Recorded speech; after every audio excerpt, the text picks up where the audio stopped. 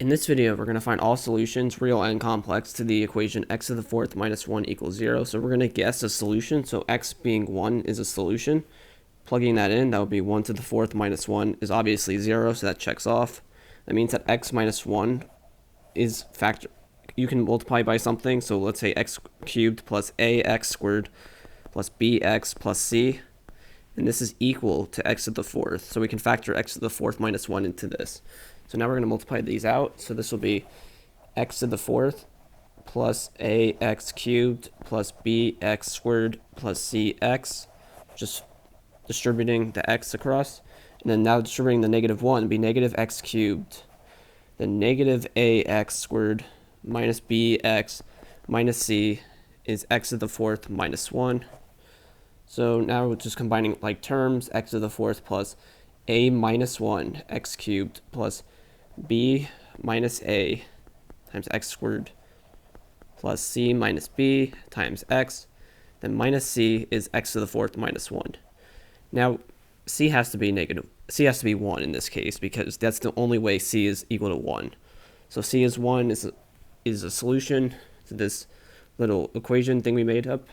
So now we're going to look at the coefficient a minus 1. This will be 0 because x cubed, there is no term. So on the right-hand side, you can write 0x cubed plus 0x squared plus 0x, and then compare like coefficients.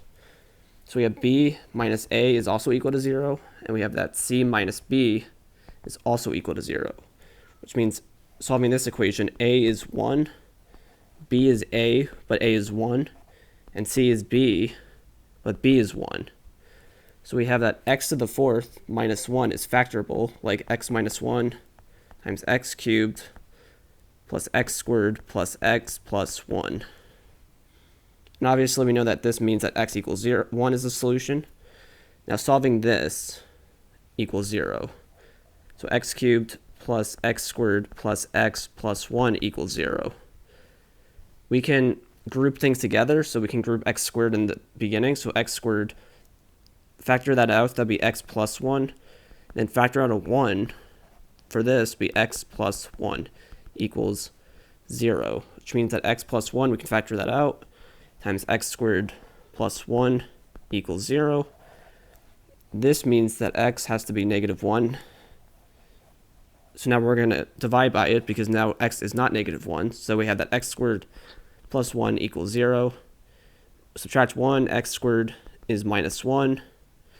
So we have that x is plus or minus, because when you undo a square root, you have to do plus or minus.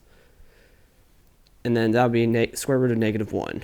But we know that I is defined as the square root of negative 1 when we're dealing with complex numbers or imaginary numbers. So this will be x is plus or minus I. So our solutions is x being element of, let's just say, negative 1, 1, I, negative I. And because this is a set, the order doesn't matter. And that is the end of the video.